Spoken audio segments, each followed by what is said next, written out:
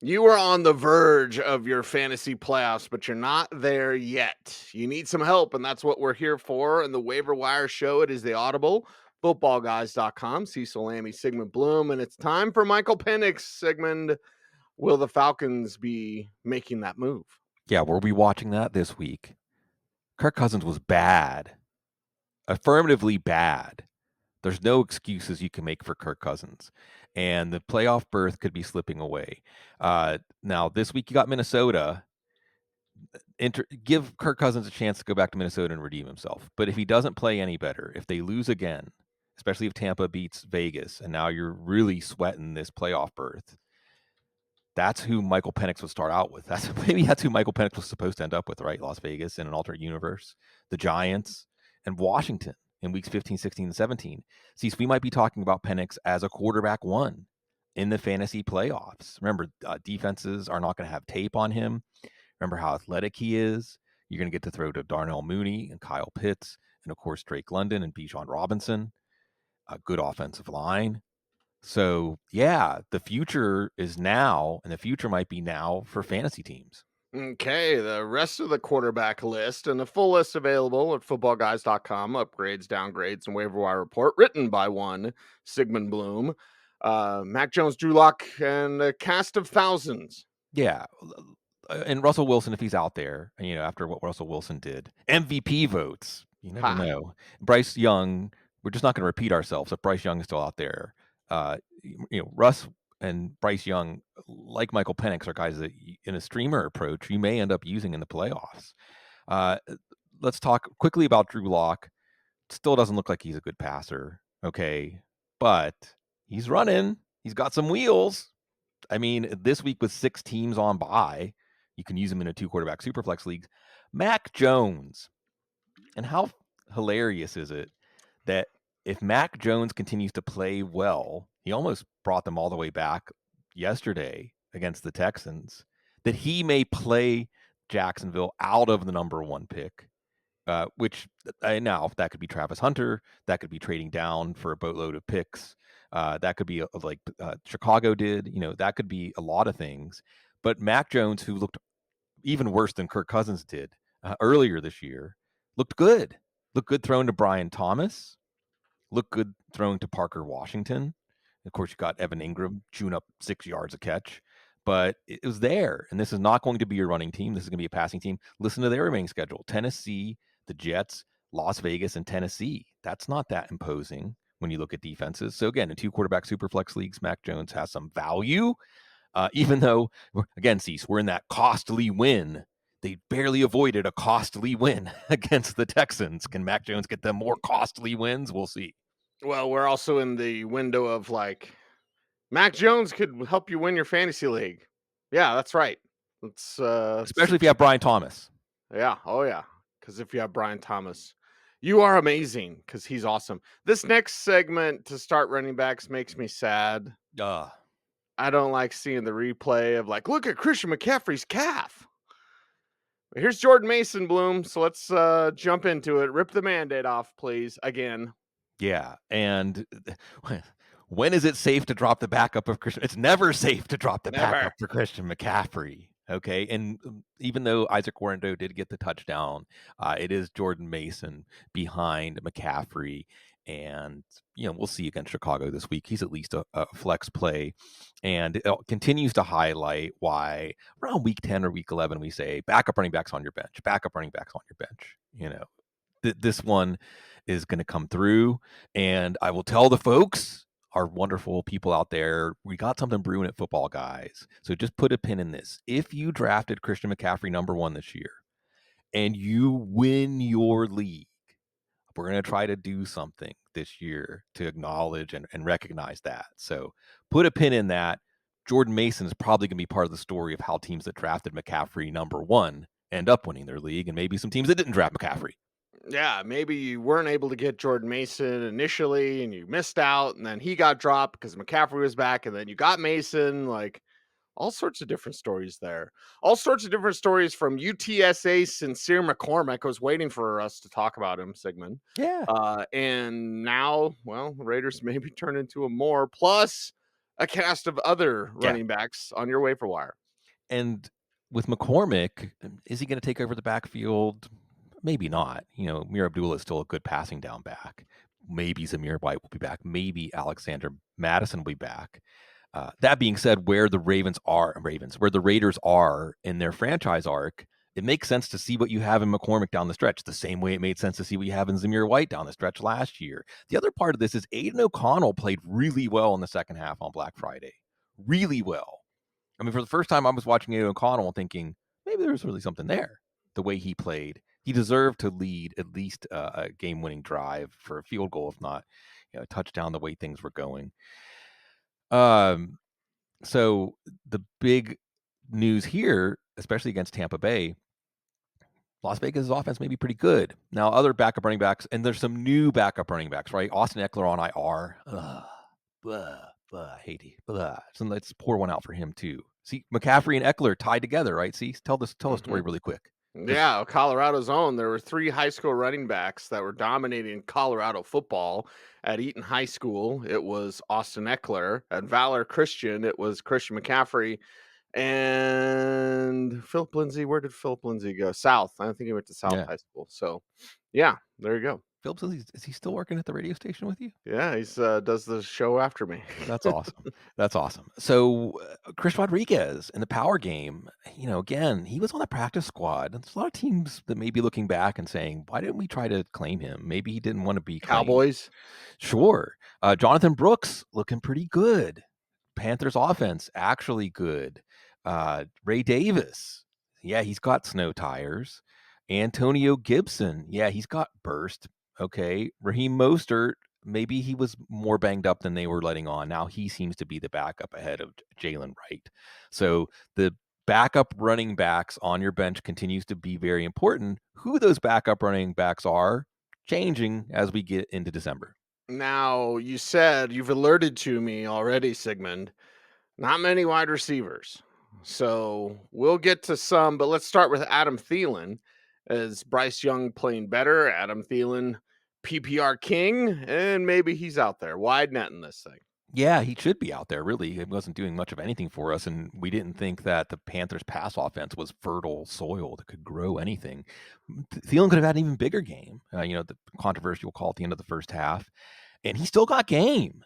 I guess there's something for us to take out of this of depending on the foundation of a wide receiver's skill set of how they provide value, how they contribute.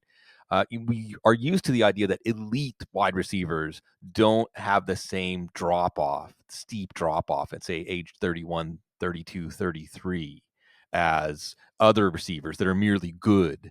I don't think anyone would say that Adam Thielen is an elite wide receiver. However, he is a receiver now. I think he's 34. I'm looking it up to make sure that, I'm not crazy. So he's at that age where normally we're putting dirt on a wide receiver's grave, but he's still very much contributing. Yeah, 34, going to be 35 next year before the season. So yeah, with Bryce Young and Dave Canales and everything coming together, and if you look at Carolina's remaining schedule, it's very manageable. They have Philadelphia this week, but otherwise it's very manageable. So I could easily see Adam Thielen being somebody that you want to have in your lineup in the fantasy playoffs. Make it happen with Parker Washington as well, and maybe just a couple more wide receivers. Yeah, there's not much. And usually wide receiver has been the one section seats we can count on the Waiver Wire show. It's Parker Washington. Again, it's all part of the Mac Jones revival, and Parker Washington having a good game. Not just short stuff either. Downfield in the Christian Kirk role, putting up a Christian Kirk stat line, I think 6 for 103 and a touchdown. And only Nick Westbrook-Akina can put up with Nick Westbrook-Akina stat lines. Not just 1, but 2 touchdowns. And sometimes you just don't question it, okay, in fantasy football. And I think it was our guy Five-ish. It's a chance to say Five-ish's name and that I love Five-ish either way. But Occam's waiver. Sometimes you just pick up the highest scoring player. You don't ask how or why. Just pick up the highest scoring player. If you had done that when Nick Westbrook-Akina had a 98-yard touchdown, you'd be profiting right now. Yeah, it'd be big time right now. Super quick, just because Bo Nix and it is a Broncos show, and we are full disclosure recording this before the Monday night game, right, where Josh Reynolds may actually play. And I know Devon Vele is sleeper to some, not if you listen to this show. You already knew about Devon Vele. But it's like Reynolds coming back, and as Nix is getting better, he's getting better. Maybe a 0.5% for Josh Reynolds. Again, we don't know yet if they're going to activate him tonight. Right. Well, let's just wait and see and say, let's just say this. There's room for a second Broncos wide receiver if the targets get concentrated, if teams start doing more to take away Courtland Sutton. It might be Reynolds. It might be Vele. Don't think it's going to be Marvin Mims. Don't think it's going to be Troy Franklin, but put a pin in that because as we talked about last week, this is a Bo Nix offense. It's a Bo Nix world, and we just live in it. How about a tight end world? And Juwan Johnson? Yeah. Is where we start tight ends? Yeah, and see, has another sad moment as we talk about Taysom Hill. Yeah. Man, I think he was just too good for this fantasy world that we're in. I mean, we were getting real questions like Taysom Hill or George Kittle. And that was a real question. And I'm not saying real like someone asked it. I mean, like, I'm not sure. I'm really not sure whether you should play Taysom Hill or George Kittle. In fact, even with Taysom Hill going down, the answer was Taysom Hill in week 13. It won't be Taysom Hill for the rest of the season, though. It's sad. But you did see Taysom Hill get 5 catches. You saw Juwan Johnson get 5 catches. Foster Moreau was getting some catches too, but not necessarily yesterday. But Juwan Johnson, and we'll see when Chris Olave is going to be back. But you could imagine, and remember, didn't we have an item that when Juwan Johnson, when Derek Carr came to the Saints, he had Juwan Johnson watching Julian Edelman tape? Something like that. I don't know. My brain's Swiss cheese. The point is you could easily see Juwan Johnson piling up catches now as the number 1 target for Derek Carr with Taysom Hill out. So we continue to churn our tight ends. Also going against the Giants this week. So if you're going to have to play a streamer, that's not a bad opponent. Yeah. How about Tommy Tremble? More Carolina talk. It's Carolina show. Yeah. Talking about this tight end. Yeah, and I think it's good, Cecil, that it's a Carolina show because, again, it shows us 4-week chunks, windows, as you say. Things change pretty fast around here. That's Matt Waldman, Joe Bryant, Cecil Lammey, giving you all the wisdom you need to understand that it's not a season. It's a lot of mini seasons. And you have to understand when we open up one and close another and enter a new one, and it is a new day, a new age in this Panthers offense. And Tommy Tremble, dare I say, like a Will Dissly vibes there, Cecil? You know, a blocker, a very physical, rugged tight end who also happens to be athletic. And Jatavian Sanders, hope he's back very soon from that neck injury. But certainly in the meantime, Tommy Tremble has some value. If Pat Freiermuth was dropped, you can roll the dice and take a chance on him. With Cleveland, might just be a 1-week blip and isn't going to be that often that Russell Wilson throws for 400 yards. Mike Gesicki was back, by the way. All they're going to have to be able to do. Theo Johnson had 5 for 50-something on Thanksgiving with Drew Lock throwing the ball against Dallas. So Mike Gesicki could be a good pickup, or Tanner Hudson. Noah Gray, if he hasn't been picked up, didn't score 2 touchdowns against the Raiders, but still had a good enough game if you had to play him. Luke Schoonmaker, we'll see about Jake Ferguson against Cincinnati. I mean, Cecil, you don't even have to tell me who the player is. If they're facing Cincinnati, I'll consider it. I'll consider playing them. Chigo Okonkwo at least led the Titans in targets. I think had 6 targets or had his highest target total of the year. Only 3 of them catches, but maybe some sign against, again, Jacksonville this week. Perhaps, maybe. Dalton Schultz had a good game against Jacksonville yesterday. So Okonkwo could be on the rise. All right. Your fantasy playoffs begin at some point. Now with the 17-game schedule, it's like, okay, next week. But I know some links that start this week. But either way, you need to adjust your roster. You need to tighten things up. I can't tell you to lose weight. I just can tell you to get tighter. It's from Knocked Up. Anyway, you need to make sure that your team is streamlined as the fantasy postseason gets here. So it is time for our audience participation. Every single week we do it. And in a few weeks, we won't do it for a while, Bloom. Yeah. It makes me sad, but I still listen to them, still love them. And you love them too. So it is time to scream it to the heavens with all of us. It is cue the Chuck D. Sigmund, week 14, shut them downs. We do have one encore Cue the Chuck D. Cease. When we do our snorkel, scuba, submarine shows, that's when you're cueing the Chuck D for good for some players on your dynasty roster. So stay tuned for that one, the encore after the season is over. This is the easier side of our two segments at the end at this point in the season, because it's not too difficult to look over the next 3 or 4 weeks and say, can this player actually move the needle? Can this player actually make an impact in my fantasy destiny? We know that Trevor Lawrence can't now. And Kirk Cousins, after how he played, I don't want to even be tempted to play him. I don't care how well he plays over the next couple of weeks. Jalen Wright, Gus Edwards, I mean, really? Are you going to play Gus Edwards at this point, even with Hassan Haskins' fumble? This Chargers offense, seriously, if Ladd McConkey can't play against the Chiefs, they might be the worst offense. Justin Herbert can't even save what we saw, and somehow they beat Atlanta. That's how bad Kirk Cousins was. Christian McCaffrey, is it a 3-week injury? Is it a 4-week injury? Is it a 6-week injury? Maybe we'll hear that he's out for the season, but am I going to want to play Christian McCaffrey if he comes back for week 17 in my fantasy final? Maybe if I'm really desperate, but at this point, I'm probably moving on from him. Wan'Dale Robinson, again, I'm only going to be tempted to play him with Drew Lock. Amari Cooper, look, Amari Cooper may help from my lips to the fantasy gods' ears. May we have a Buffalo-Detroit Super Bowl. If we have a Buffalo-Detroit Super Bowl, I'm going to sleep so well every night of those 2 weeks, Cease. A Super Bowl where if you're just a football fan or hurting for these fan bases, hurting for so many moments they've had to endure, Amari Cooper may help Buffalo get there. I don't think he's going to help your fantasy team get there, especially with Keon Coleman back soon. Rashad Bateman waiting to hear about his knee. He's been more of a boom bust play and not that big of a boom anyway.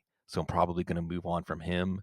Will Dissly, again, maybe Will Dissly will have 8 catches for 42 yards if Ladd McConkey is out. Okay. But I think that you can do better to play Noah Gray over Will Dissly at this point, as again, a big win for the Chargers, but things are going downhill on the offensive side. Now, this is where your heartstrings get pulled because it's the tougher time, Bloom. You said it. So time for hold on. Who are those in week 14? Yeah, this is hard. And again, I want to 100% endorse keeping someone on your roster so that if your team wins a fantasy championship, they too will get a ring. So maybe that's your hold on, especially if you have Christian McCaffrey drafted number 1 and you held on to him all season and you still won. That would be an accomplishment. I would still hold on to Breece Hall about 60% of the snaps. Breece Hall it seems like in his career, right when we're starting to doubt him is when he has a 200 total yard game, and he still has the juice, even though he's banged up. I think Khalil Shakir, someone, even though it was disappointing. The other thing you got to remember about the Bills, warning, their last week 16, week 17, both at home against New England and the Jets. So a lot like last night, probably just cruise into a win in the second half. Josh Allen's going to be okay, but Khalil Shakir didn't seem like it. But we know that anytime things get tight in a play or in a game, Shakir's who they're going to look to. And Kyle Pitts, full circle, Cease. Why are we holding on to Kyle Pitts? Because Michael Penix might be taking over. So hold on for one more day. He is Sigmund Bloom. You follow him on all the socials at Sigmund Bloom. I am at Cecil Lammey. The show is at The Audible. We certainly appreciate you all the time. What are you drinking, Bloom? A little cold brew, always. This is a nice commemorative glass from Sidecar. You want some good raw oysters when you come to New Orleans for that Buffalo-Detroit Super Bowl? Check out Sidecar out there on the patio. Okay, there you go. Check us out on YouTube. Watch all of our videos. Stay tuned. And would you please stay frosty?